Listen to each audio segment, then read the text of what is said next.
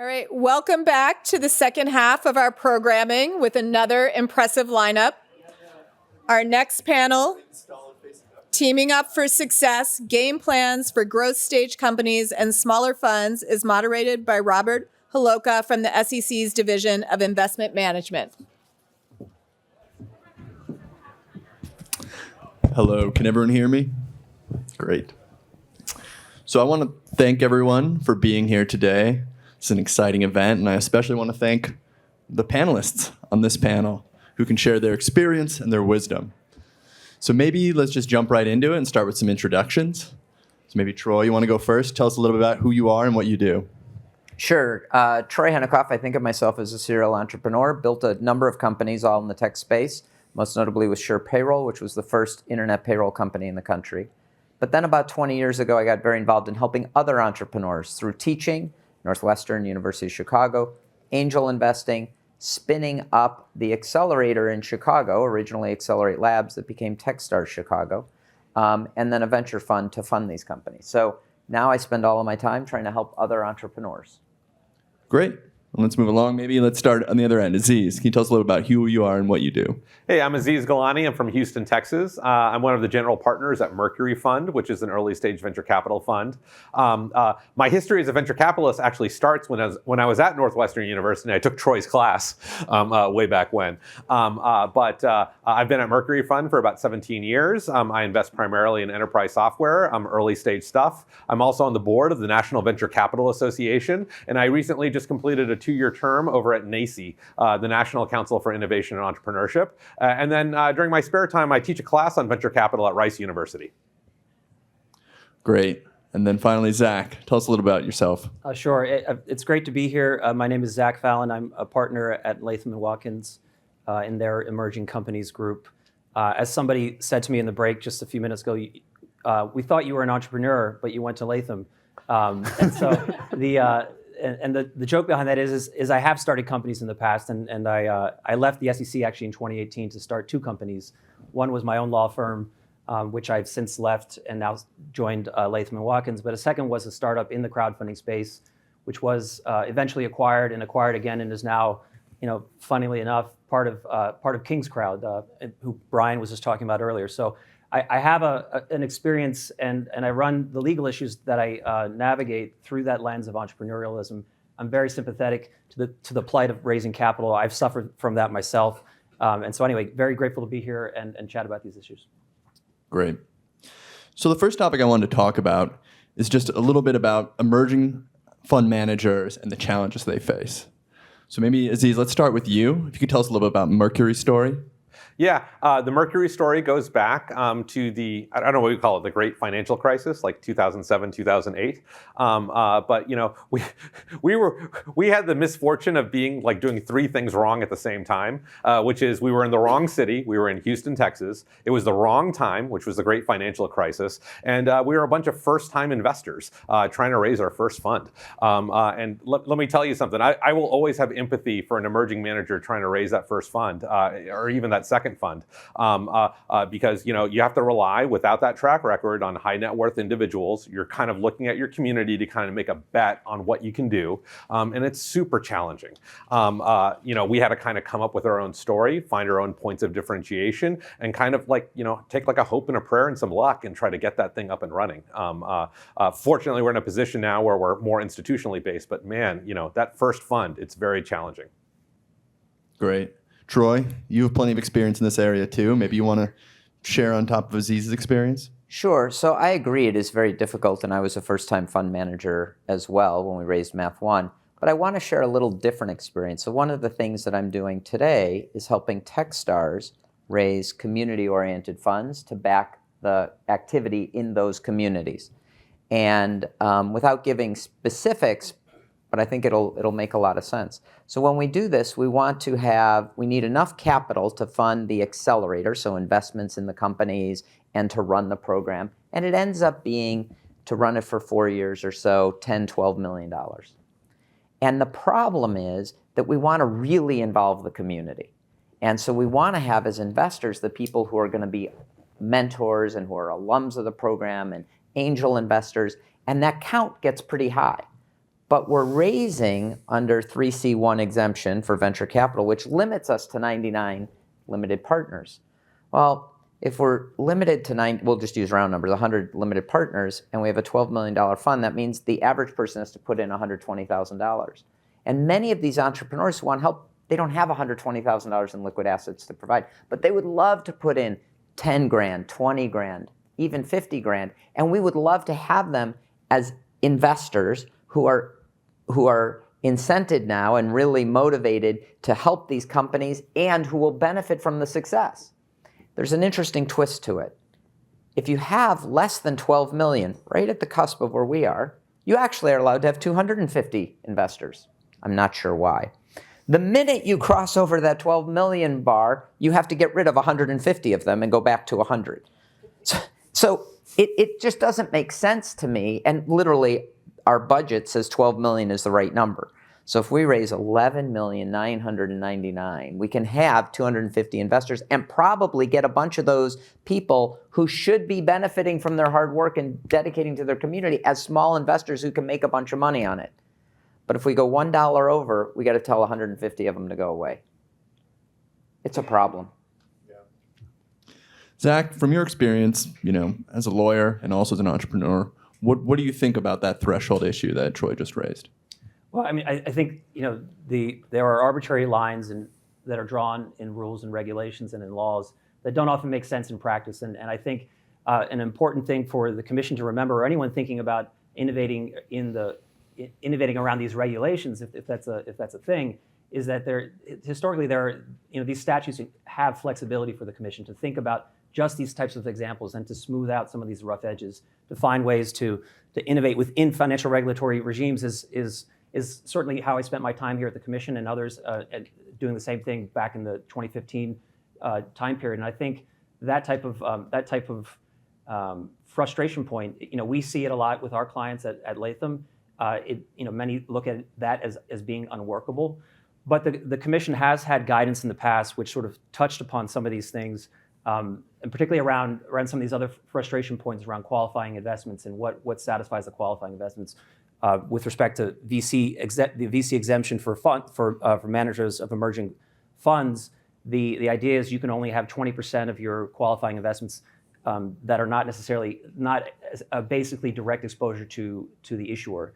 And what the Division of Investment Management did back in 2013 is they realized, and we're hearing a lot of frustrations from these types of managers, and they put out guidance which basically said fact patterns which basically addressed these frustration points. And I think when they did that, they provided a lot of relief. But I think there's other areas that the staff could do that. And with respect to certainly secondary offerings and potential exposure to emerging growth companies, which is something else we're going to talk about. But Troy's exact point is certainly a frustration point we've seen from others. So maybe that's a good segue into expanding access to these funds and particularly maybe even retail access. So I guess maybe I'll just start, Troy, you raised this issue that you see as frustrating, this threshold issue where you're just over the cusp. Would you be interested in having retail investors come into one of your funds? Yeah, so especially with these first-time funds and smaller funds that are focused on the community, I think there's a lot of benefit to allowing that community to invest and to benefit from the success, and therefore invest their time as well in helping that success. I know there was a question asked earlier about investing in communities of color, and that he felt that it would benefit if there was a geographic exemption so that people could invest in businesses in their own community, even if they didn't necessarily meet the threshold for accredited investor. I love that idea because I like building communities, and I think having people from the community invest would be great. Now, allowing retail investors to invest in a small fund that is there to help the community, like a Techstars fund or other accelerators, I think would be a great idea. And it would open it up so that these companies would have access to more mentors, more people who have a vested interest in their success, more people who can make introductions, et cetera. The question was brought up earlier about crowdfunding, and I think there's a parallel here. As a VC, and I've run multiple VC funds, I don't love crowdfunding for highly scalable digital electronic company, to digital technology companies.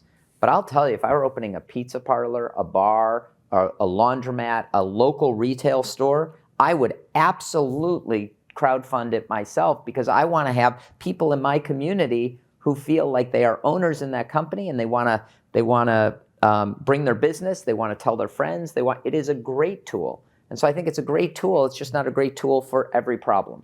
Yeah, and can I build on that?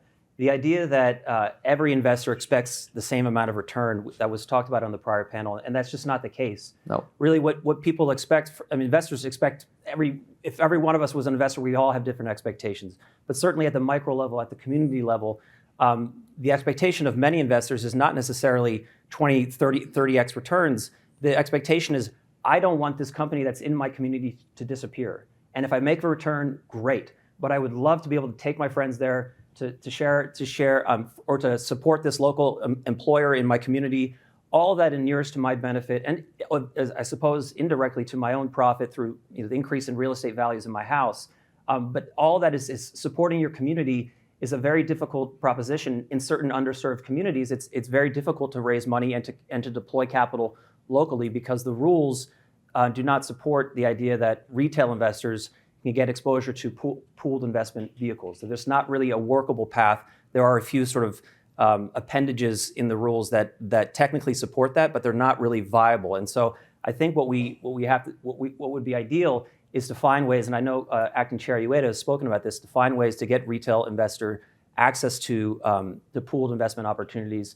And I think certainly at that micro level, where I think it matters most, where it's not necessarily purely profit driven, that you have charitable funds which are exempt under the Investment Company Act, and those can operate and they work just fine, but there's no potential upside there, right? Because it's a charitable fund. You have real estate-based funds which are exempt, and they can operate, but then it's sector-specific, all real estate. So what about funds that allow you to invest in your community and allow broad-based participation from retail investors?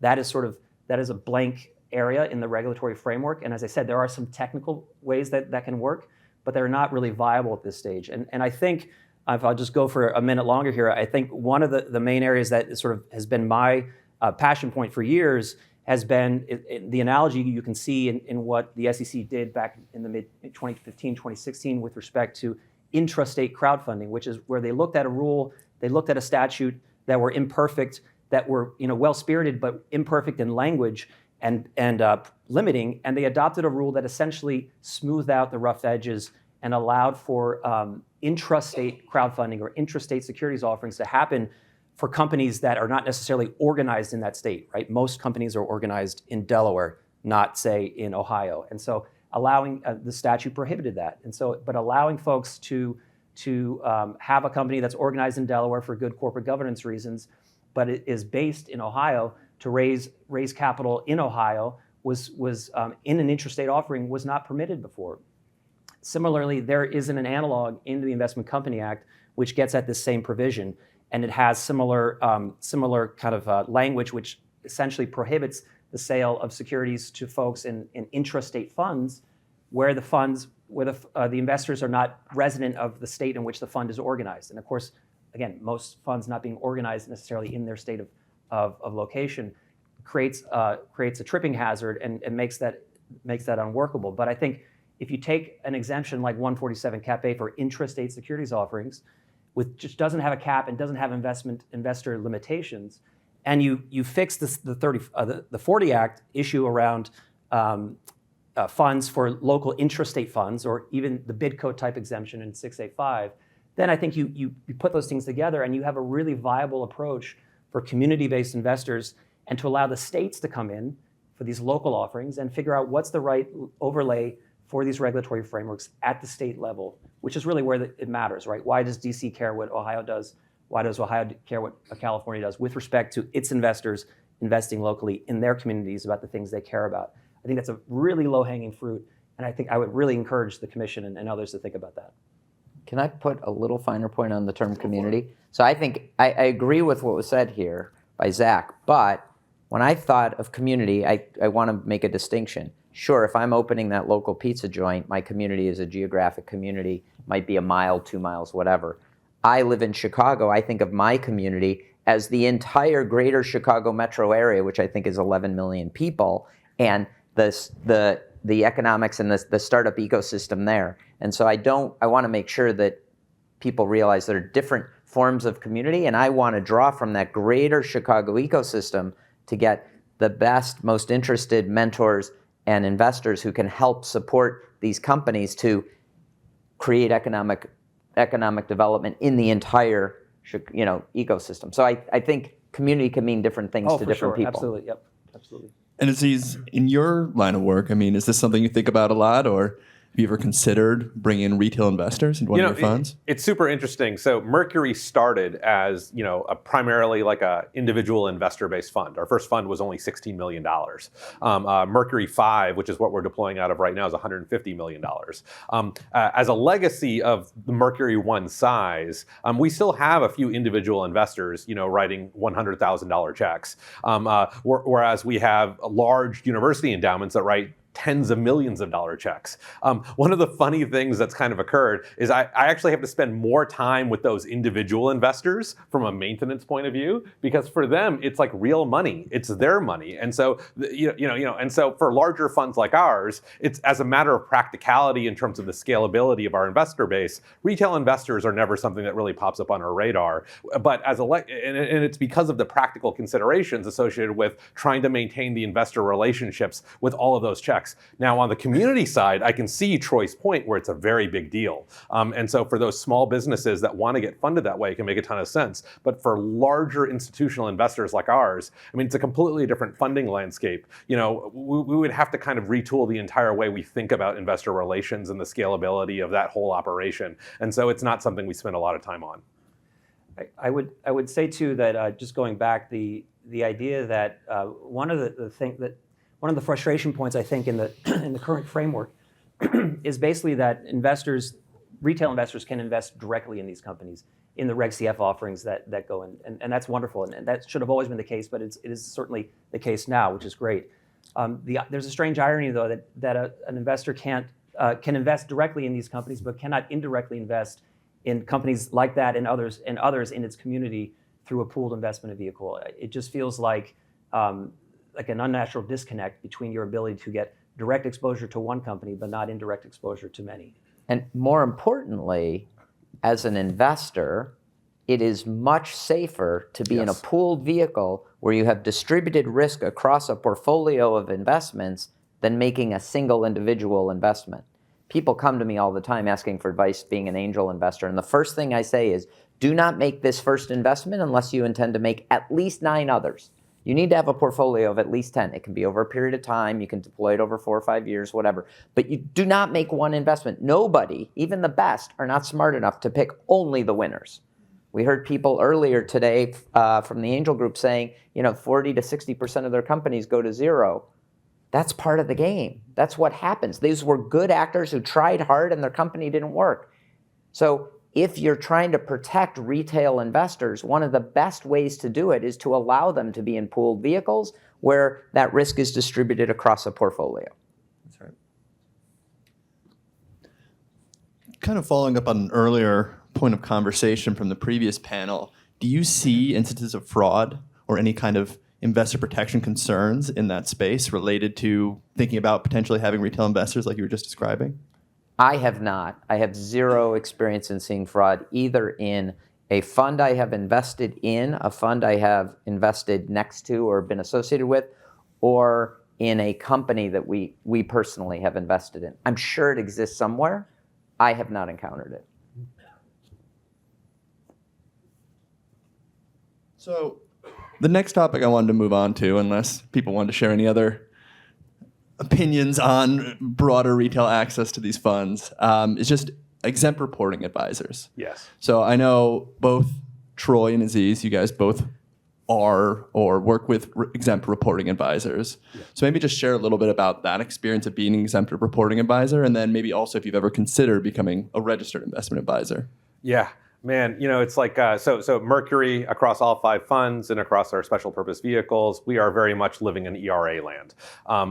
Man, we've looked at going into RIA land, becoming a registered investor and advisor, and it scares us. I've talked to my peers who have gone down that path, and it is prohibitively expensive for us to go down that path.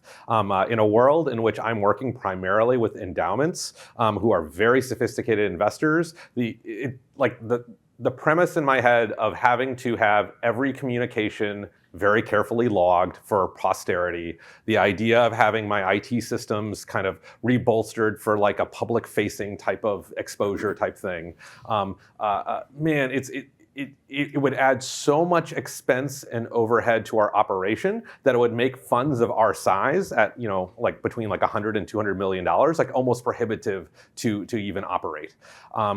But as a result of that, we now spend our lives on eggshells trying to make sure that we don't trip any of the accidental things that can get us into RIA territory. And these come in many buckets, including investing in secondaries in companies that we already have primary investments in, which pops up a lot. It's the idea of investing in earlier stage funds, like Troy's fund, which our first funds did, but now it's a challenge for us because now it's we're tripping all types of rules there. And so it almost betrays the original intention between the distinction of ERA versus RIA, these accidental ways that we can trip over into RIA territory, because we're not talking about, at least at Mercury, we're not talking about anything that touches a retail investor, which is the purpose of those protective provisions. We're just talking about normal due course investments we make in startups and just the formatting of that investment accidentally tripping the rules. What about you, Troy? Have you ever thought about? No. Absolutely not. It's just far too complicated for a small fund. Our fund's math is smaller than Mercury. We never even considered it. And Zach, you have the lawyer's point of view on this as well. I mean, what are your thoughts about the current thresholds between ERAs and RIAs? Do they work? Do they not work? Are there any ways they could be improved? I think they work in as much as people like Aziz are able to not register if they otherwise had to, with the exception that he's navigating these thresholds. So what I think does not work is sort of the tension point he's highlighting with respect to navigating secondary sales and the qualifying investment limits.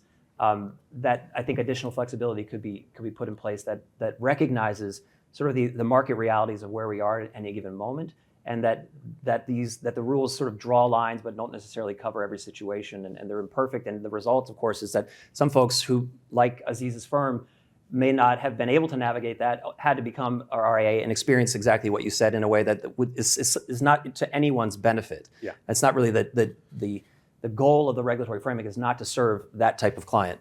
Yeah, I just want to be super concrete with these 2 examples, just because I just want folks to understand. So as a venture capitalist, I invest directly into startups all the time. Like that is our job. And so when I invest what I call primary money, that's where I pay the startup. I give them some money, and in exchange I get preferred stock in the company. What has become incredibly common is because employees fully vest into their shares within 4-year time horizons, but because startups have not been able to sell themselves regularly within 4-year time horizons, it's become incredibly common for investors at the same time that they're investing directly into a company to also do something called secondary investing, which is where we're basically buying shares from either previous investors in the company or from the employees who have now fully vested into their equity. It's become just a regular part of financing in today's venture economy. And the challenge we run into is that the dollar I spend on that primary share, that's fine. But if I can spend an additional dollar to buy shares from an employee, that trips. And that is part of that 20% basket that now makes me lose my ERA status. Even though I've still got the same limited partners. These are the same university endowments that gave us my pool of capital. I'm buying shares in the exact same company. It's just that share falls in and that share falls out, and it kind of makes the whole thing a mess. And then the second area of focus is that fund-to-funds aspect of what's going on. And this is where later stage funds like mine will sometimes invest in earlier stage funds like Troy's. In fact, one of our best performing investments ever was when Troy was running Techstar Chicago. But in that world, that investment into Techstar Chicago falls within that 20% bucket again. And so my fund is hard capped at 20% of my fund not being allowed to invest in those types of vehicles, which is, I just don't know what it accomplishes. And the secondary part is really important because as the landscape has changed and it's taking longer to get to IPO or to get to exit, both the founders and the employees who came there, put in their hard works, blood, sweat, and tears, want to be able to get some benefit from it. And the way they get benefit from it is in that next round of funding, they're able to sell some of their shares to an investor who wants to buy those shares. It's fair market value. It's the same price they're paying for all the rest of the shares, and it's a way for them to get some liquidity. This is excellent for the companies because it helps them keep good talent, because there's a promise that there's a path to liquidity. Mm-hmm. It's excellent for the investors who want to buy more of the company, and it works for everybody, but it puts an undue burden on all funds, because only 20% of your capital can go there, and if you go to 21%, you're in really big trouble. Yeah, we have to become RIAs, and I just don't think that was ever it wasn't the intent. It was never the intention of the law. Now, I know that there's like some legislative remedies that people are working on through the Deal Act and like a few other things, but man, I just don't think that's what folks were thinking of when they made those rules. Well, and plus it forces forces people onto the cap table to get there that that a company necessarily wouldn't want to bring into a round. Or it could change potentially the dynamics of a round if you're going to have a secondary as a matter of course, but you want to figure out who's going to be able to purchase this secondary, and what's the impact of that going to be on the cap table, the discussion. As a company, you'd much rather have your existing investors who you have deep relationships with, they're already in your board of directors. Right. You'd like them to buy up the secondary because you're not introducing unknowns into the equation. Right, and you're not renegotiating things with new investors, and it reduces costs and increases speed. Yep. So we don't have much time. I'm sure we could keep on talking about this. We could talk about this forever. Yeah. Can you tell it's top of mind for the industry? For the last topic I want to talk about before we take some questions is liquidity. Yeah. So I'm going to start with you, Aziz, because when we were doing kind of the pre-discussion for this panel, we talked about the cycle of a venture capital fund as kind of like a water cycle, like you might learn in school. So maybe you could just share that analogy, and then we can I want to hear everyone's thoughts on the current liquidity situation and concerns. Yeah, I mean, part of the reason why you're hearing so many of these pressures in terms of secondary sales or in the form of like fund-to-fund behavior is because this virtuous cycle that venture capital and startup financing is built on has been running into a lot of challenges. The way the world works for our ecosystem is that we get money invested into us from either pension programs, endowments, high net worths. They invest in the venture capital funds. The venture capital funds then turn around and invest in the startups, and then the startups eventually get sold, and that money goes back to the original investors. Those original investors then take their winnings from the successful companies and reinvest those back in venture capital funds. That's the way the cycle is designed to work.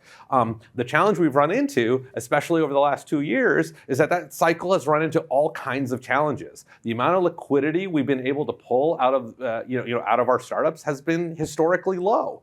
Lots and lots of complex reasons why that's happening, but it's causing these other friction points now in other parts of the system. Just a fun stat that just blows my mind is that when Intel, the large microchip company, went public back in 1971, that IPO only raised like $7 million. That's the way the public markets used to operate. That used to be the size of an IPO. I was looking 2024, the average IPO was $165 million. The thresholds for getting to liquidity have just gotten much, much, much higher. Troy, in your experience, have you seen recent issues with liquidity, similar kinds of concerns, or are there other things you're thinking about? Oh, there definitely are issues with liquidity, and the IPO pipeline is all stacked up and backed up. And our first fund was 2014. That's 11 years ago. Funds are supposed to be 10 years long. We still have most of the companies in that fund are still operating and have not exited. Our limited partners would love us to have a path to getting out, but we don't have a path to getting out for most of them. We're on their boards, we're encouraging them to do the right things, but there isn't a big merger market, there isn't a big IPO market, and so it's going to be a longer time. I don't know that there's something structurally we can change here from the SEC standpoint, but it is a serious problem for our industry, yes. And then Zach, maybe you can share a little bit just from the company side, given your practice, kind of what they're seeing in terms of liquidity and things they're talking about. I think it's the same issues that we're talking about, because I think there's alignment between the investors and the companies at the exit stage, meaning that everyone wants an exit at some point, whether it doesn't necessarily mean that the founders want to leave the company, but they want to be able to realize that liquidity, realize their liquidity, whether through secondaries or through a primary market issuance in an aftermarket after an IPO.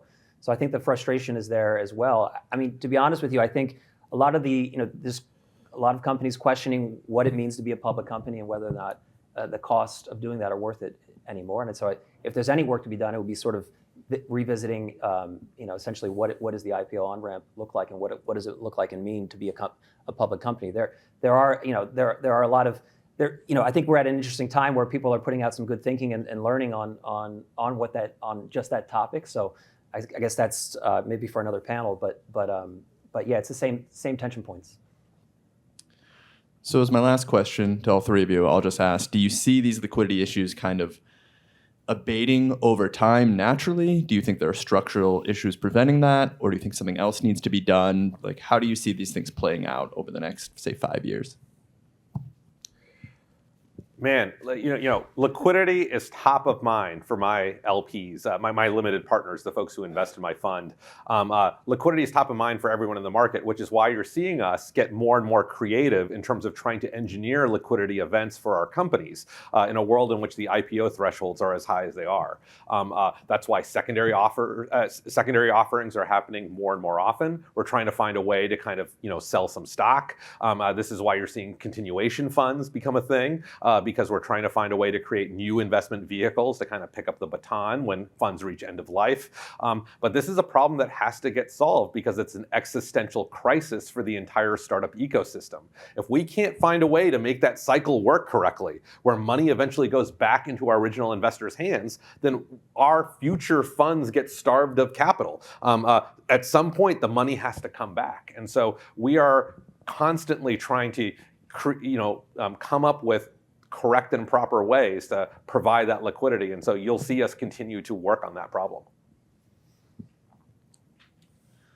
Well, unless anyone else wants to jump in, I think now we have time for Q&A from the audience. Yep, absolutely. So please feel free to make your way to the mics and we'll take some questions. I am going to kick us off with one of the first questions, though.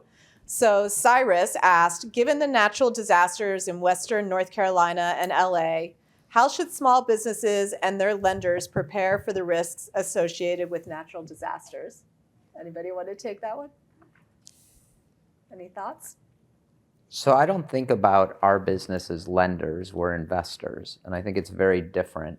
I don't know that I have a good answer to that. That's okay. Yeah, I don't know. I don't have a view. It's unfortunate. Those natural disasters are unfortunate, and many suffering, which is terrible. But as far as where lenders, maybe you can repeat the question. Sure, absolutely.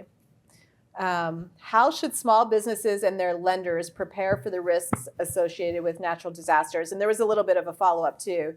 Do any of the companies in your portfolios, are they thinking about it? I mean, we do the normal things that you do to prepare for the unforeseen. We have, continuity insurance. We have succession plans. We have emergency fallover plans. I think of those as just generic good governance type things that we try to see our companies follow. Yeah, I mean, and I suppose on the company side, right, getting insurance, maybe it's easier in Carolina, but getting, I live in the LA area, and getting fire insurance certainly, there's only, it's the state is the last resort, and that's where most people are, frankly, who are in any kind of area of a fire hazard. So not too many great options there from a business standpoint, other than potentially to move. Great, thanks. Sir? Hi, thanks. My name is Chris Miller. I'm with the National Coalition for Community Capital. So I was thrilled to hear the conversation about community and retail investors, because that's really our focus. So I appreciate, Zach, your observation about this gap which exists, which does seem very peculiar. We're very worried about fraud. It's okay on an investment crowdfunding level for a person with very few assets to put an investment into a company. And incidentally, the data on fraud and investment crowdfunding, in the 8,000 plus deals that have happened since 2016, there was one incidence of fraud. That's it. So those investors are doing pretty well.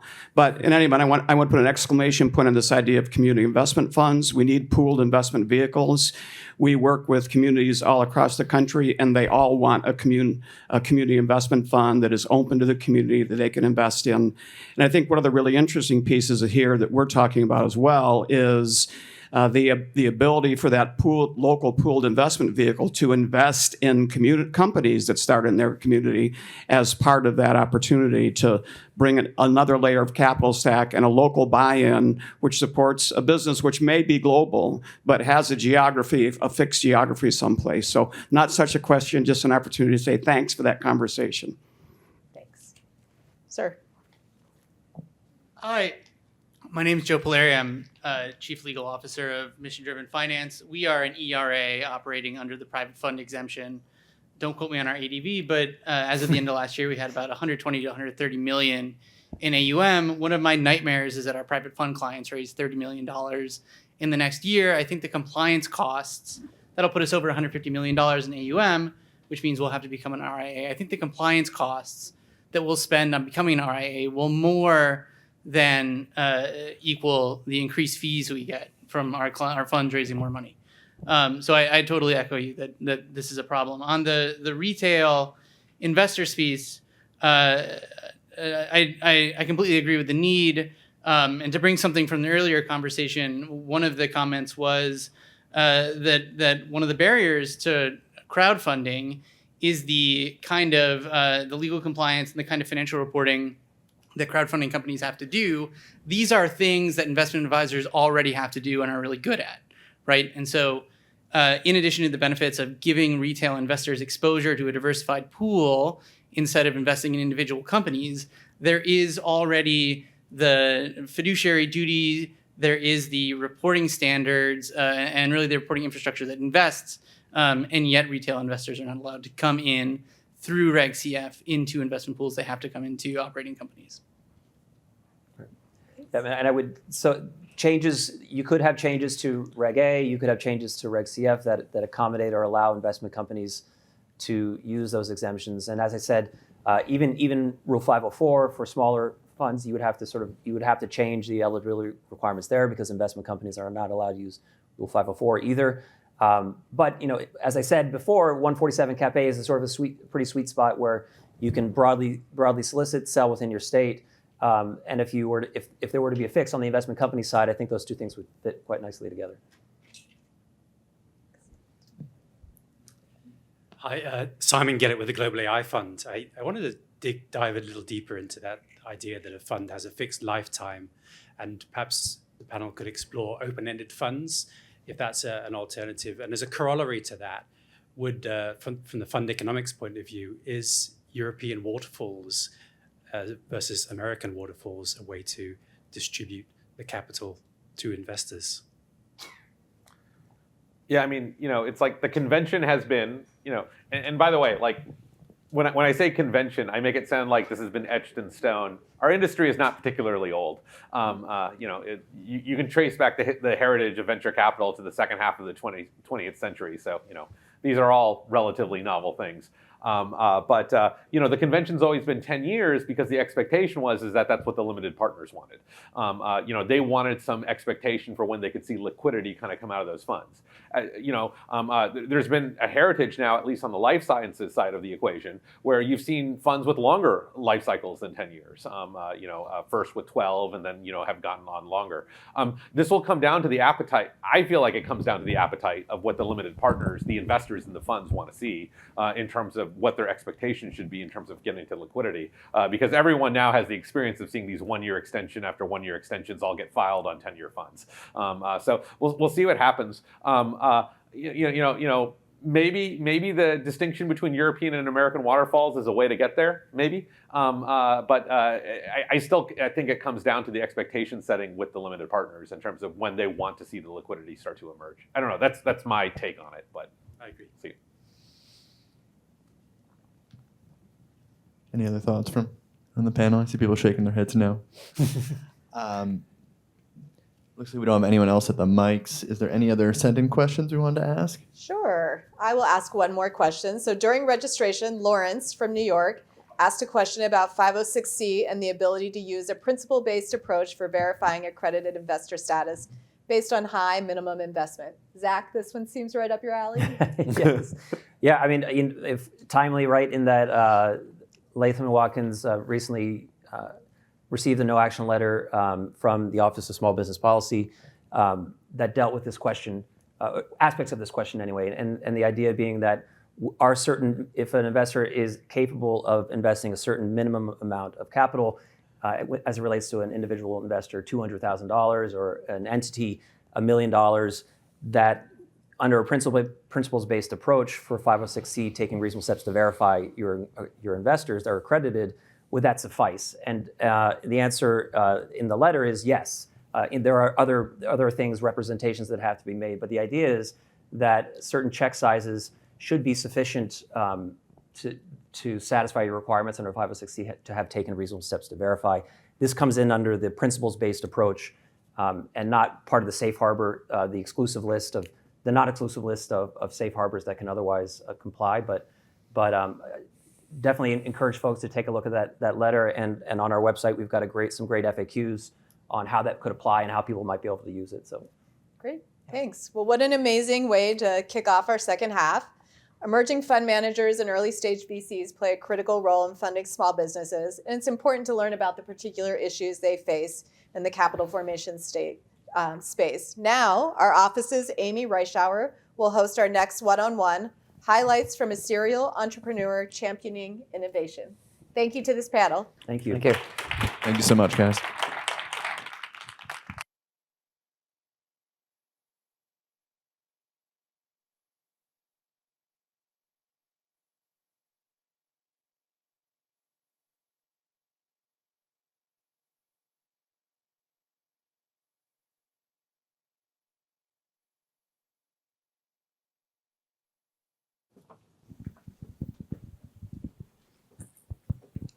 I think I got this successfully turned on. I'll let you work on yours. I am Amy Reischauer, and I have the pleasure of welcoming Sheila McKyle to the stage with me. Sheila, in her current hat, is the founder and CEO of Gerada Thin Film. But that is one of many hats that you've worn. I think it's been great to be here today to hear from so many of the entrepreneurs that have joined us to put those stories behind the data and the policy that we're talking about. So with all your many hats, I believe it's like 5 starts and 5 exits in the gene therapy biotech space. I feel like your story is more of like a multi-chapter book. So maybe you could start us off by introducing yourself to the audience by telling a little bit about how you got into gene therapy and then some of the products that you've sought to champion along the way. Sure. So my journey started about 20 years ago. I'm a lawyer by training. And I was practicing law when I got a call one day from Ted Zoller, who just coincidentally is here today. He's a professor at UNC, and he teaches a course called Launching the Company. At the last moment, somebody had backed out a guest speaker. And so he asked me, my office was just a few blocks away from the university. He said, hey, can you come down in 2 hours and teach this, 2-hour course on how to spin out companies and negotiate with the tech transfer office? And I said, sure, why not? So I came down and I gave a lecture, impromptu lecture, on how you start companies spinning out of an academic research lab. It just so happened that the inventor of the adeno-associated virus, which is AAV, it's a basis for delivering gene therapies, was in the audience. And after my presentation, Jude Samolsky came up to me and he said, I've been trying to start a company, but gene therapy is sort of new science and nobody thinks it's going to work. They think it's science fiction, and I'm having a very difficult time getting any funding, but also in hiring any managers. He said, would you help me? And he was so pure of heart, right? This is a researcher who really just wanted to develop treatments for kids that were suffering from devastating diseases like muscular dystrophy. And so I said, sure, I would help you. Because again, why wouldn't you help somebody who wanted to do good in the world? He's just a really humble individual. And so I helped him initially try to find another CEO, and nobody wanted to do it. And so I told him that I would continue to work for him. And he said, well, I can't pay you, right? And I said, well, okay.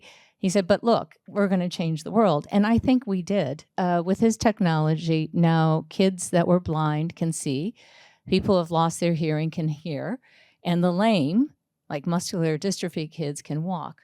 We've also saved the lives of multiple SMA kids, spinal muscular atrophy, which is a devastating disease where kids would die if they didn't get a gene therapy treatment. And so I think it was a pretty good payback, but it wasn't the payback that I expected. And indeed, I did not actually get a paycheck from the company for the first 10 years. And so I had to work in my law firm and funnel money from the law firm into the company. But it was a very noble mission. What a great reminder of the important, really life-saving contributions that small business makes. So thank you for bringing that to the table today. Interestingly, as you talk about not getting a paycheck, in industries like biotech that are so capital intensive, you really are kind of cobbling together so many different funding sources. I'd love if you could share with the audience today maybe some of the funding paths you've tried in your various companies, maybe which ones worked, and a little bit about just really how you get the right size, the right type of funding at the right time in the sort of the life cycle of your project or your business. I'd love to hear some of that. Sure. So I only raised venture funding once. And it was 15 years after I started working on AskBio's, the company. So that's a long time to go without raising any institutional funding. And by the time I had my first raise, our valuation was about $700 million. And I raised $235 million and exited 18 months later in a $4 billion transaction. But that was really difficult to do. I wouldn't recommend it. And I think I was very creative in bootstrapping. I grew up pretty poor. And so, as a kid, if I wanted money to buy something, I had to figure out, how to get it, right? And so I sort of grew up very entrepreneurial, making money out of nothing. And I think that's what we did with AskBio.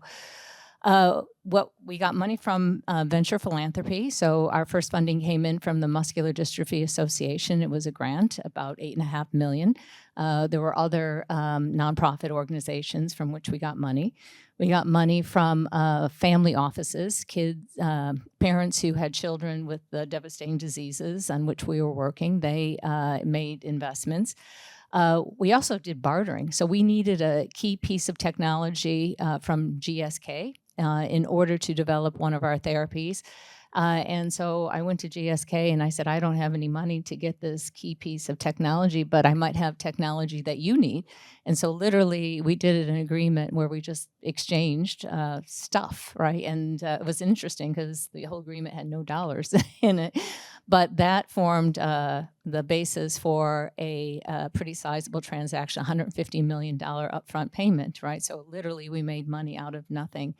And then I have to say that sometimes you can go abroad to find money. SBIRs are important, and the government here has been very supportive of the biotech industry. We leveraged a $5 million SBIR to develop the best-in-class manufacturing cell line. And then we took that cell line and we created a CDMO business. The Spanish and the Basque governments funded that business, and so that generated significant revenues and net income. And so, yeah, you don't always have to just stay here in the U.S. You can look abroad for resources. Well, you weren't kidding when you said you're creative. Definitely, it's like a whole level of art and science and full-time job on top of managing the business itself. It's something we hear a lot from entrepreneurs. The other thing is to segue to my last question, or maybe my last question.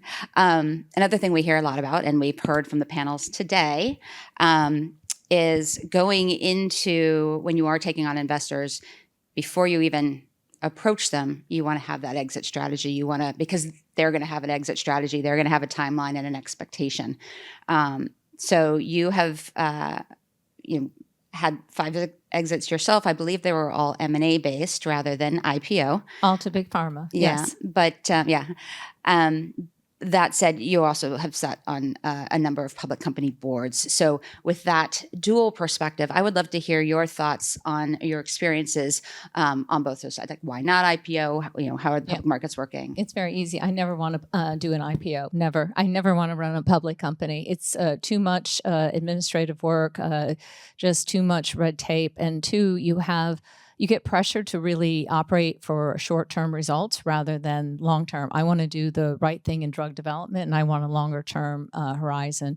So for me, as a founder, economics are always better if I do an M&A transaction to a big pharma, and I can focus more on the drug development and having impact on patients' lives than dealing with accountants and lawyers and, Sarbanes-Oxley and all that. I don't want to deal with that.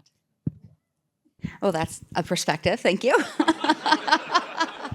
But I actually think that's great feedback. I think that's why we're here today. We want to hear what's working and what's not, and the pathways that people are finding when the structure isn't working for them. So that is very helpful. As much as I giggle, as does the audience. With that, I will sneak one more minute of your time, if that's okay, with what's been kind of our lightning round question, and that is, what is the best piece of advice you've gotten, or if you want to look at it from another lens, maybe a piece of advice you wish you had gotten along the way? Yeah, the best piece of advice is be passionate about what you're doing. If it's hard to get up in the morning, do something else. That is great. Thank you so much for being here.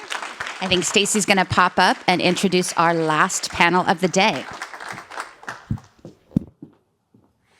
Sheila, thanks for sharing your valuable perspectives and personal experiences about different exit strategies as well. So we are headed into the final, or the 7th inning stretch for everyone in the live audience and joining us via the webcast. Our last panel today, Small Cap Playbook, Entering and Advancing in the Public Market Arena, is moderated by Sebastian Gomez from the Division of Corporation Finance.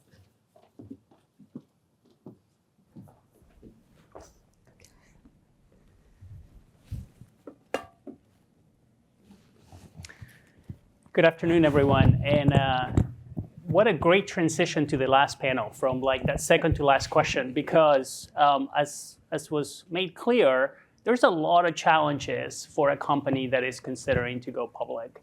And those challenges include cost, complexity of those rules. But we're going to try to delve into some of those topics today and see if we can get some ideas about ways in which we can make that process potentially easier for companies. Today, I'm pleased to have Dr. Chen.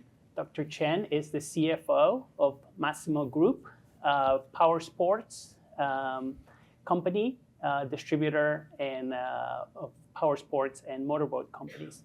And David Lin. David Lin is well known for many of us, the SEC, former alum, and now partner at Goodwin Procter and a mentor for many here in the building and those in the private sector. So thank you both for joining us today.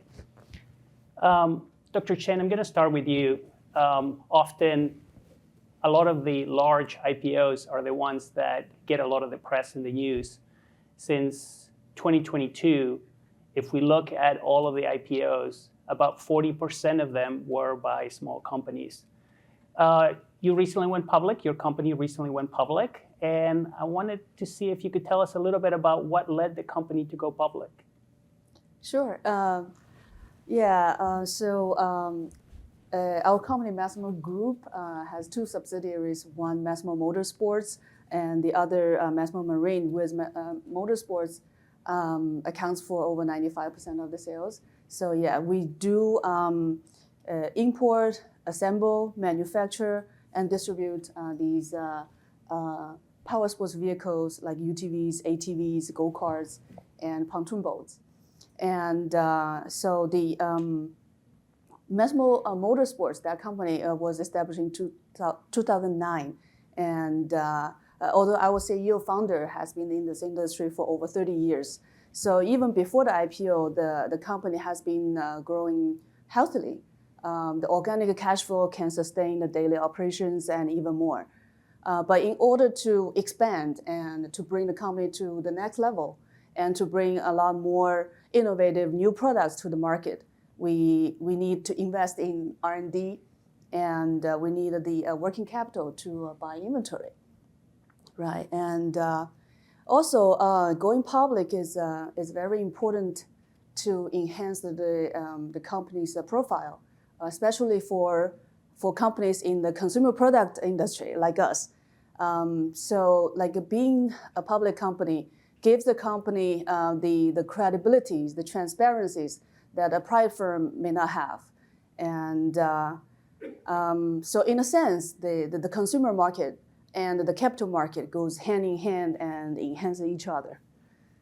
Right. Could you, before I turn it over to Dave, since you are a real life example of someone who has recently gone through the IPO process, could you tell us a little bit about how that went and which part was challenging? Okay. Overall, the process was relatively smooth, and since this is not the first time that I help bring a company public, the parts to get the last 3 years of financials audited took a little longer than we thought because we have numerous inventory. Like imagine any vehicle and all the parts that's associated with it. But we did it, and then.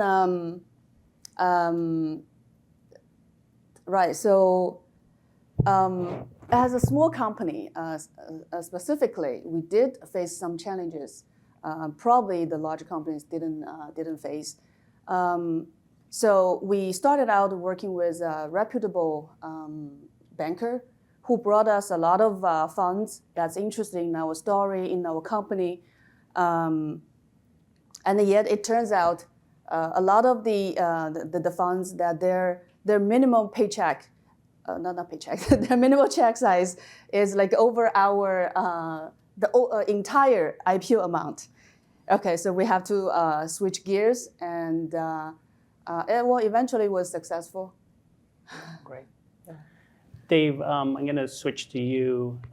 In the previous panel, we've heard about this exit liquidity and the challenges that many of those funds are facing. Since you are deep in this space, what are the IPO trends? What are you seeing in this area? Well, if you asked me that question about 2 weeks ago, I would have had a whole different answer. Things change very quickly, don't they? I would say, as Stacy mentioned at the outset, in 2024 we saw IPO volume bouncing back compared to 2023, but still below like the 15-year average. And then in the first quarter of this year, we saw volume above where it was in 2024. And I think there was a lot of enthusiasm and thought that we're sort of on track to see IPOs bouncing back. And we saw other developments in the market like the resurgence of SPACs. We saw more SPAC IPOs, and after they had sort of exited the market for some time, we saw headlines generated by a company called Newsmax, who went public using Tier 2 of Regulation A and listed on the New York Stock Exchange, and their stock took kind of a wild ride after that. And those were, very sort of green shoots, as bankers would say, that showing an IPO market in resurgence. And then we experienced a lot of market volatility, to make an understatement here, but in the last week and a half or so, and that shut the window for IPOs. And I think that is a really good sort of point to reflect on in the IPO process as to how quickly the market dynamic can change. And companies that are seeking to go public have to put so many resources, so much management time, so many hours spent preparing the disclosures, preparing the financials, so much cost involved in preparing for it. And yet there's very little predictability as to the timing ultimately of the offering, simply because the market dynamic is rapidly changing. And so you can have a situation where you had a 9-month timeline or a year timeline, and then it turns into 2 years or 3 years, and then you have to figure out, how do I raise capital during the interim, and what limitations might I have in that regard. And so I think that's a good lesson for us all, that things can change very rapidly, and then we can all hope that things will settle down and IPOs might return back to the market. Dave, Dr. Chen mentioned some of the challenges that they face as a smaller company going public. As you have clients who are smaller companies and are thinking about the benefits and the challenges of being a small company doing an IPO, how do you go advising them about those challenges? And maybe in particular, are there certain things in our rules that make it even more challenging for those companies? Yeah, I think one of the biggest challenges in my mind is something that really can't be addressed from a regulatory perspective per se, and that is for companies, just as Dr. Chen experienced, for smaller companies, the infrastructure just isn't there as it once was to do a smaller IPO in the sort of sub $100 million proceeds section. And if you think back 30 years or so, there were regional brokerage firms, and there were regional stock exchanges, and there was an ecosystem that existed that facilitated these smaller company IPOs. And for a variety of reasons, there was consolidation in the industry, and there were changes to regulations that made those basically go away. And now we face the topics that were talked about on the prior panel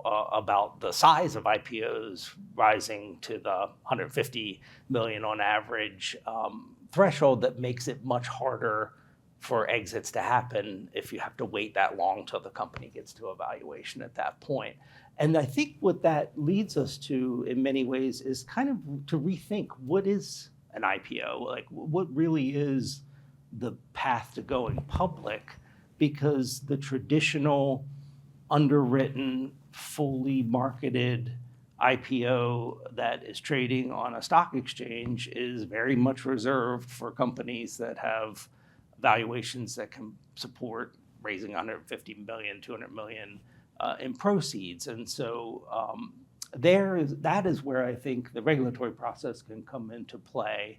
And a great example of that would be Tier 2 of Regulation A and the IPO on-ramp and things that happened with the Jobs Act that created at least the start of things that could potentially fill that void that we experience as a result of changes in the market dynamics.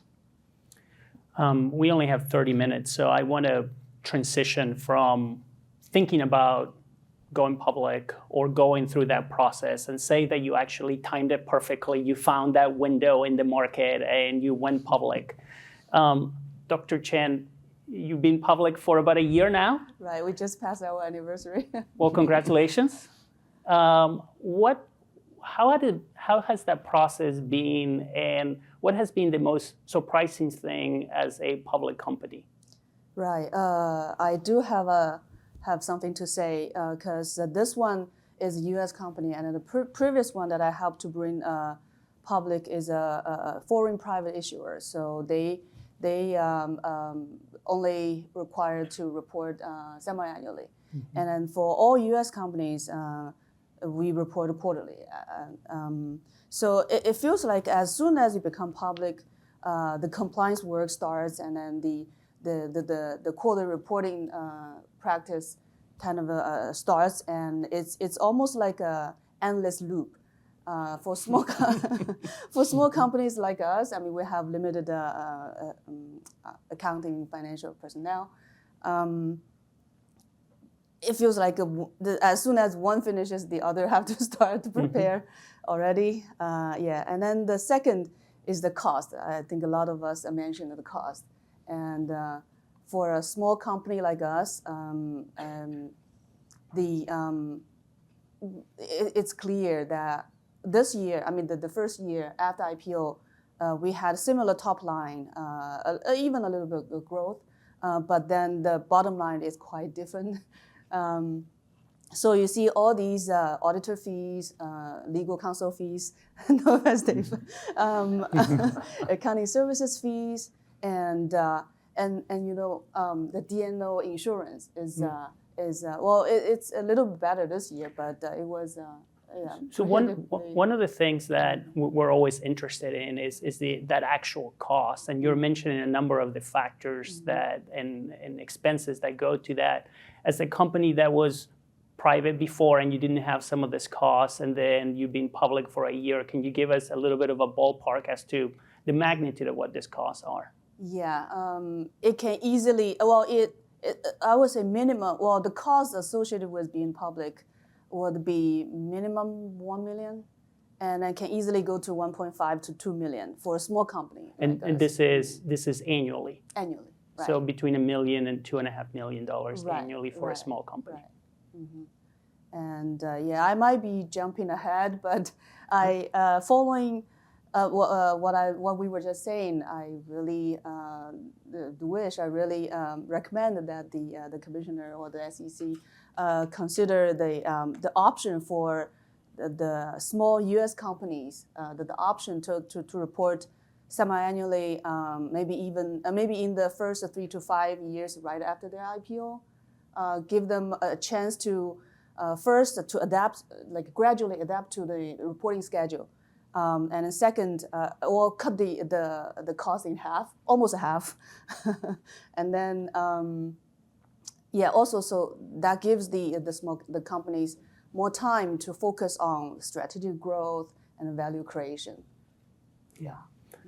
Dave, I wanted to switch to you. So your client hired you, went public, and now it's a public company, especially with those smaller public company clients. What are the challenges you're seeing as they navigate those first few years of being a public company? Yeah, I think one of the big challenges is just the complexity of the disclosure requirements on top of just the general costs and the need for controls and all those things. But when I have to sit there and explain to somebody how to navigate, whether you're an emerging growth company or a smaller reporting company or an accelerated filer or a large accelerated filer, their eyes glaze over and they're just like, what are you talking about? And I think that sort of complexity, just adds to the compliance costs. It adds to the concern. And then, sometimes I think it adds to the inability to access the market and report and do things in a way that is most effective for those companies. I would say the other thing that I think is challenging is just the volume of disclosure requirements. And I think over time, the difference between what smaller reporting companies have to disclose versus what larger companies have to disclose is narrowed. And that and the narrowing of that, concerns me, because I think it would be much more beneficial to really revisit what is the disclosure we really need about these smaller reporting companies. And I would even venture to make the heretical statement that maybe we go back to what the commission did in 1992 and just have their own disclosure standards for smaller reporting companies, not have it integrated into Regulation SK, but do like we used to do in Regulation SB and sort of have standalone standards that makes it much easier to reference for a smaller company than trying to tease through all of the intricacies of Regulation SK and how that requirements have been integrated there. So I've been thinking throughout this panel that I thought the goal of this panel, as I thought about it, was to encourage everyone to go public, and I'm not sure that I'm being that successful in that process. But Dave, let's say that there's still someone in the audience there that, after hearing all this, is still saying, you know what, yes, this is for me. I really want to go from one quarterly report to the next one and to the next one and to the next one. When you're having someone who is thinking about going through that process of going public, how do you help them prepare for that so that they know what to expect? I think the biggest piece of advice I always give is act like a public company before you become a public company, because for the executive team and for the financial reporting folks and for everyone, the lawyers and everyone that might be involved, you really have to sort of build that muscle of being a public company. It doesn't come naturally in many ways. And where I think that plays out is focusing on your compliance program, focusing on your internal controls, your disclosure controls, thinking about how you will interact with investors and how you will communicate the company's story, and thinking about how you will deal with this sort of worry about short-termism and trying to meet earnings and things like that. And I think that's something that can be learned and can be learned quickly, but it's really important to start even before you go public. And then I think that just often leads to the question of, why am I going public in the first place? And then I think that you can talk to them about the benefits of going public, which are the ability to access capital more easily, and the benefit to your profile, and the ability to sort of broaden your perspectives through that public company process. Dr. Chen, you mentioned you have taken 2 companies public. So you've seen that process from in-house, from being a private company to being a public company. How did you prepare for it? Yes, I helped 2 companies, or served as a CFO of the company, and also another 2 as the AC chair, the audit committee chair for, right. So specifically towards the IPO process, I would say find somebody that's been through this process. All the service parties, the counsel, the auditor, the accounting service, they are all specialized. They are all good at what their areas are. But it will be best if you have someone in-house and has gone through the process, not just having a public company experience, but gone through the IPO process. That will help a lot. So in a few minutes, we're going to take some questions from the audience. As you all know, the next thing that we'll do after this is actually go through recommendations. So I want to give the 2 of you the chance to actually put in everyone's mind who's going to be voting on those recommendations on what they should be thinking about, the takeaway of being a public company going through that process. So Dave, I'm going to start with you. If you needed to highlight something for the audience, whether it's an area of potential change or something they should be thinking about in the context of going public, what would it be? I think certainly the disclosure that I mentioned before is key, and really stepping back and saying, what is a smaller company?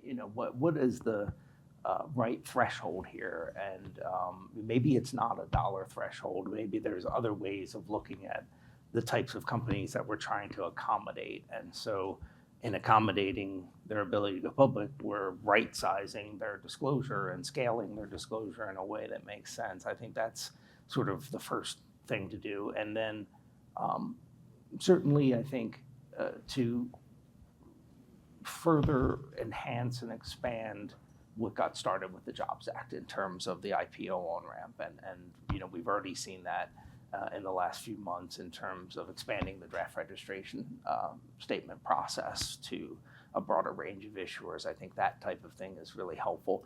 And then I think looking at after the company goes public and raising capital, I really think looking at sort of the availability of shelf registration is important for smaller companies, and particularly important for smaller companies, and maybe revisiting the sort of baby shelf rules that the SEC implemented, because those add a lot of complexity, and maybe we're at a point where we can get comfortable that smaller companies can raise capital without all of those complications that those rules provide. Thanks for that, Dave. Dr. Chen, what would you like the audience and our commissioners here at the SEC to know from a public reporting company? Right, I do have a list, but I mentioned earlier that if you see the option for the small companies to report, the option to report semi-annually in the first few years, they can still do quarterly if they can, right? But if they have the option, just like those foreign private issuers do, that will kind of level the playground for small companies in the early IPO stage. Great. Yeah. Great. Stacy, do you want to take questions? Yeah, I do have, and questions from the audience as well, but it's always great to have insights about what's happening in the small public company space. So we are nearing the end of this panel, and I'd like to slide in a few questions, keeping with the theme of sports. I'm going to take the first one, and then I'll come to you, Dan. So Polia submitted a question about raising the accelerated filer threshold to account for inflation. She notes that raising this threshold will exempt many smaller issuers from integrated audit of internal controls and significantly lower reporting compliance costs without compromising audit quality. Dave, you touched on this a little bit, but do you want to add any other thoughts about adjusting that threshold? Yeah, I think it's a really opportune time to look at those thresholds. And I'm not going to say the thresholds are sort of arbitrary, but because I know they're well thought out on the commission's part, but they do need to be looked at from time to time, and they haven't been looked at in a long time. And I think it's important to sort of acknowledge the circumstances in the market and revisit those kind of things over time. Great, thanks. Dan? Thank you. Hi, I'm Dan Zinn. I'm the General Counsel and Chief of Staff at OTC Markets. And I'm here without being paid to help Sebastian in his cause to make being public more favorable. And it's kind of a public service announcement. From all of the panels in what we're calling the second half here, right? We're hearing concerns about how do I provide liquidity for existing shareholders? How does a small company, and disclosure, Dave, is a huge piece of that, how does a small company really access the public markets? There is a place for that already. You don't have to list on the New York Stock Exchange or NASDAQ. You don't have, if you want to raise hundreds of millions of dollars in an IPO, that is what you should do. But if you want to, for example, use a Regulation A offering or just provide liquidity for existing investors, you can trade publicly using, in some cases, disclosure standards that were based exactly, Dave, on what you were talking about, the old Form SB, state disclosure rules, the requirements under SEC Rule 15C211 for what a broker needs to see in order to make a public quote. So those options are available. I don't really have a good litigator skill in turning this into a question, but I want to make sure that that's at least sort of understood on some level. We'll stick around and happy to answer more questions about it afterwards. But for affinity investors, for you mentioned Dr. Chen, as a consumer company, right? You want to have that brand or that connection. Right. Really, being public allows your customers to also be shareholders. Right. You can accomplish all of that on a market like OTC. And then if you decide, I think this came up in your panel as well, if you decide that ultimately listing on an exchange is for you, that's also great. It's a place to learn to be public or to find a permanent home being public. I will leave it at that, but I wanted to at least make that well known to the audience.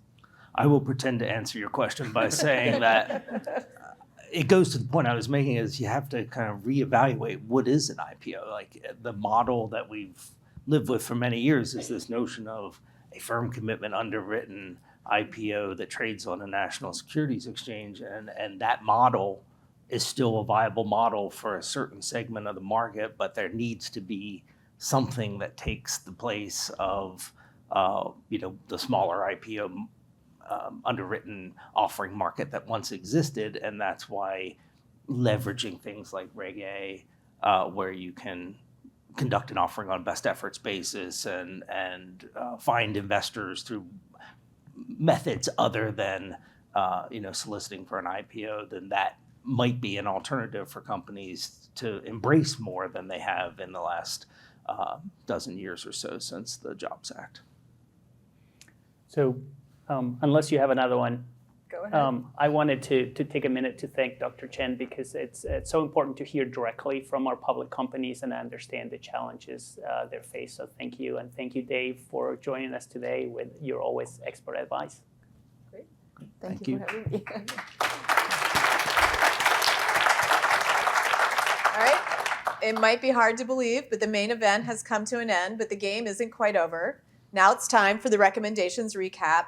Amy and Pablo will take it from here. Thank you, everyone. As we all know, a key part of the forum is the opportunity for folks.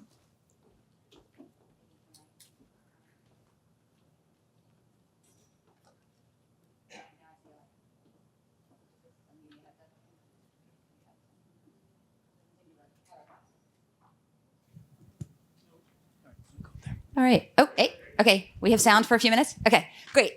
So as we know, the opportunity at the forum for the public to come together to shape policy recommendations to send to the Commission and Congress is a key part of the day. So we are getting very close to that part. I did want to give you a few kind of housekeeping tips. We know that lots of folks either in the audience here in the building or online have submitted policy recommendations in advance. We've been hearing about several of them throughout the day.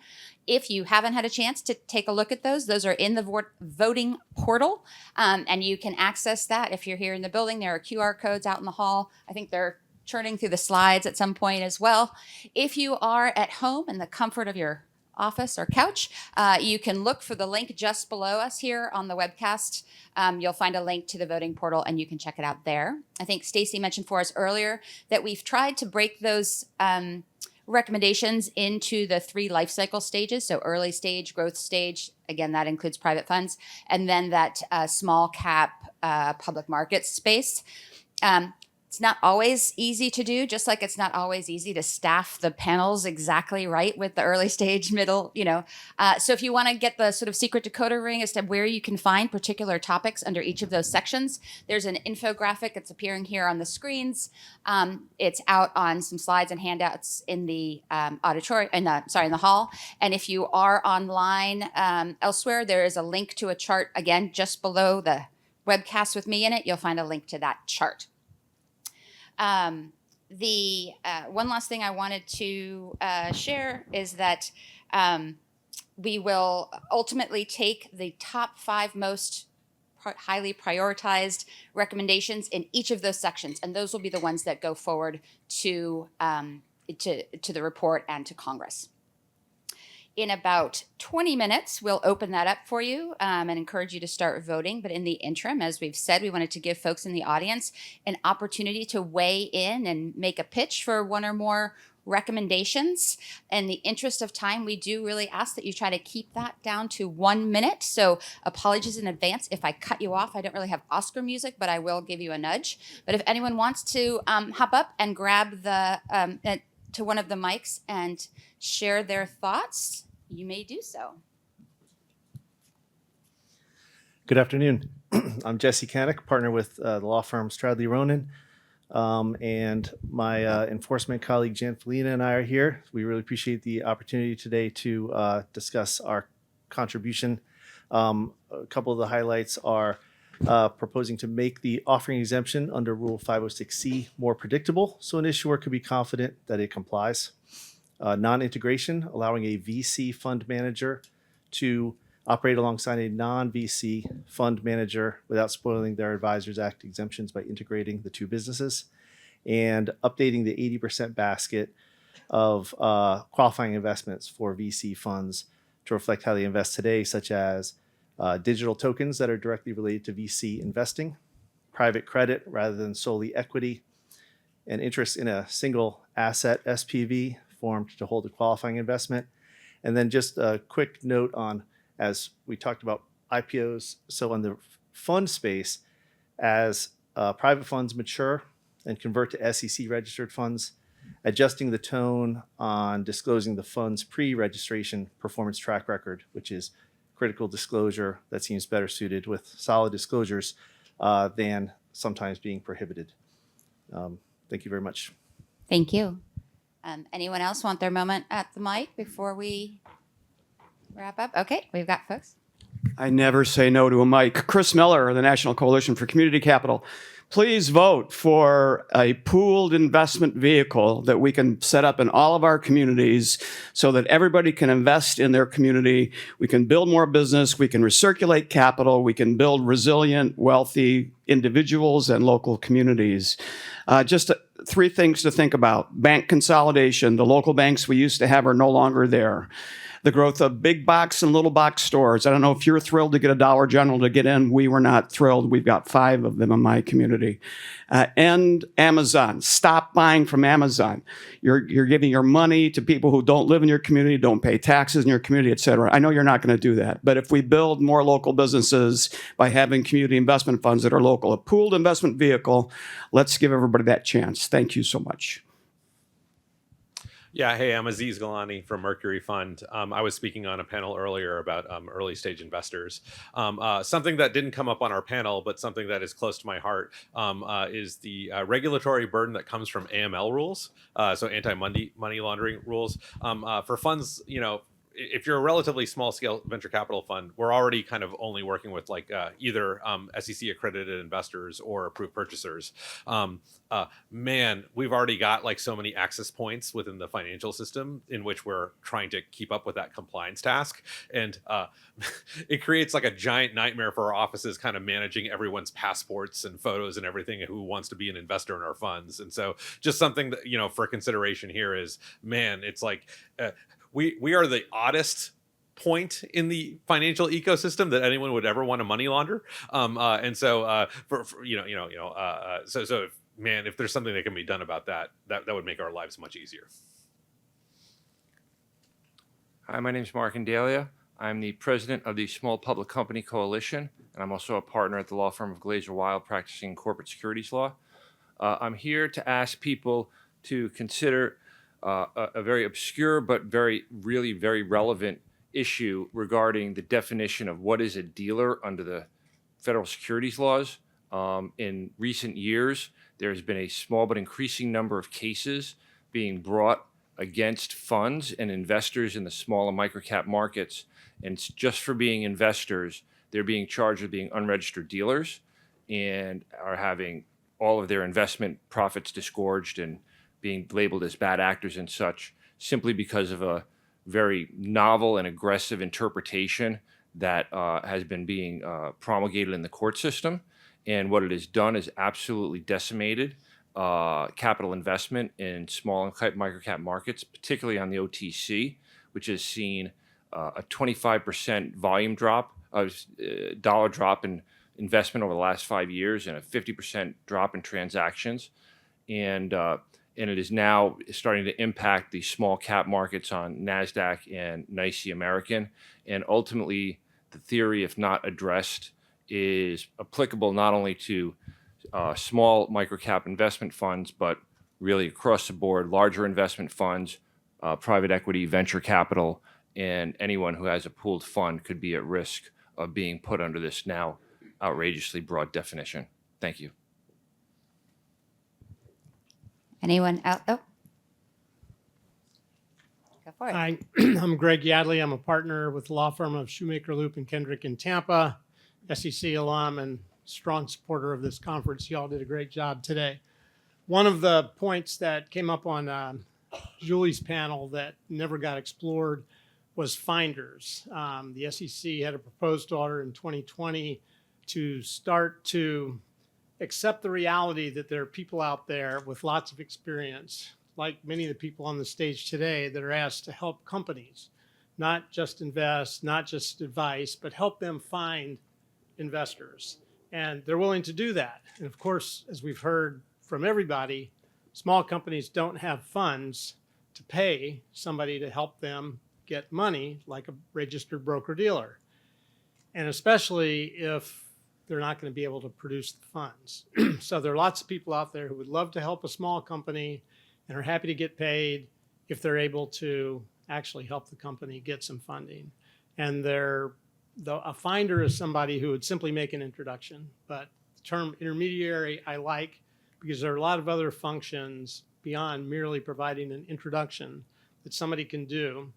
Since 2005, the ABA has had a task force report that has laid out ways to do this. I had the pleasure of being on 2 different SEC advisory committees, one on small and emerging businesses, one on small business capital formation. And repeatedly, those advisory committees requested the commission to take a close look at ways to do this and still protect investors. And I encourage you to continue to do that. So please vote for that recommendation among those. Thanks again. All right. I'm going to look over at my timekeeper and see if we oh, look, there's a clock. Okay. Did anybody else want to step up to the mic while you've got the opportunity? Excellent. Good afternoon, everybody. The microphone. Okay. Musa Hakim Jr. I wasn't sure if I introduced myself earlier. Musa Hakim Jr.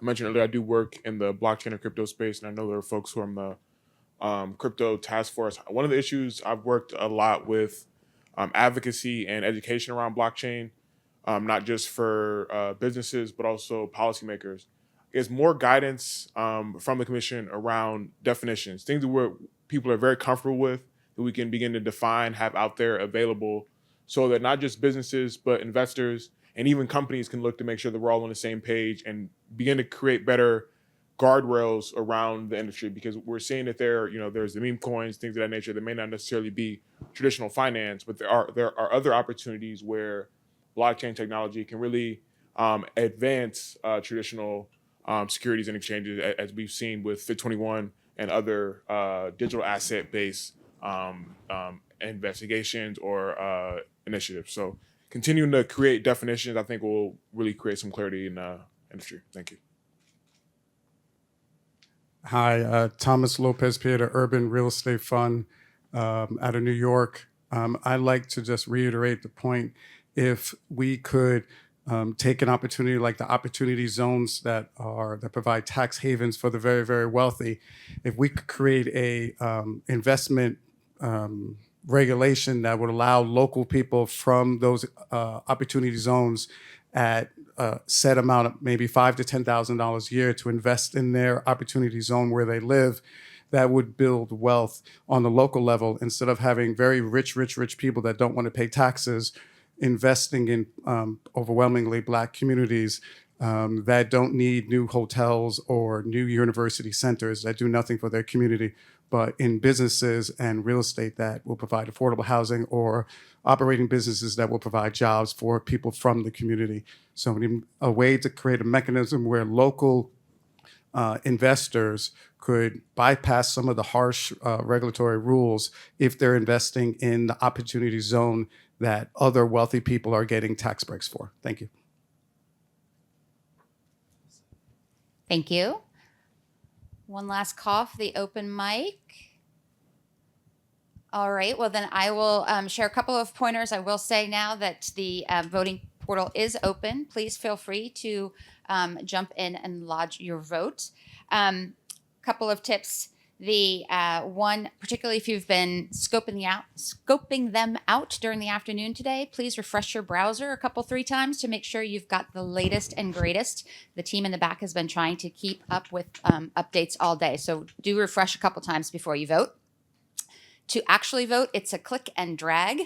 So just click and drag the options into the order of your priority. If you're on your phone, I'll warn you, if you want to scroll, do it on the little tiny stripe on the right because the rest is going to start dragging your votes. You may have discovered that already. I made some notes because I wanted to make sure I could cover all of this. I think I got all your, you can vote in one section, 2 sections, or 3 sections. You don't have to vote in all 3, but of course we welcome your vote in all of those sections. And finally, voting will remain open until 9 p.m. because if, like me, that dragging up and down on the side of your phone becomes frustrating, you can always head to the office or head home and do it online. So again, it'll be open. If you're online, it'll be open until 9 p.m. Eastern tonight. And with the benefit of having the mic for the last moment of the forum, I do want to take another moment just to thank our panelists today, to go with the theme, the MVPs of the day. As we've all heard from their commentary and their insightful stories and tales from the panels, they have a very full desktop plan agenda, building, funding, founding businesses. So we are so grateful to them for making their way to DC headquarters today and sharing their stories with us. I also want to thank the folks in the audience and the folks online for tuning in. Please vote. And if you're here in the audience, please feel free to join us in the hall for some refreshments and some mingling. And that's a wrap on Forum 2025. Thanks, everyone.